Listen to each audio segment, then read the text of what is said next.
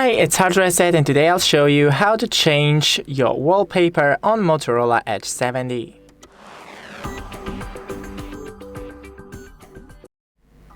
So first go into the settings, then scroll down into Personalize, click on the wallpaper, and right here you can choose a new wallpaper from your photos, image studio or curated images.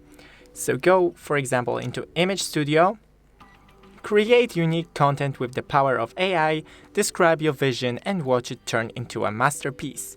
So create an image, OK, and for example, skip tour, portrait, add the description, cat, riding a motorcycle, generate image, agree, don't allow.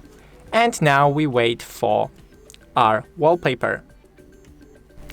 And as you can see, here it is. You can save it, share or copy. So save to a gallery. Now go back to my photos, Image Studio and select and set as wallpaper, lock screen or home screen. Just the home screen and set. And here you go. Thanks for watching, don't forget to leave a like and see you in the next one.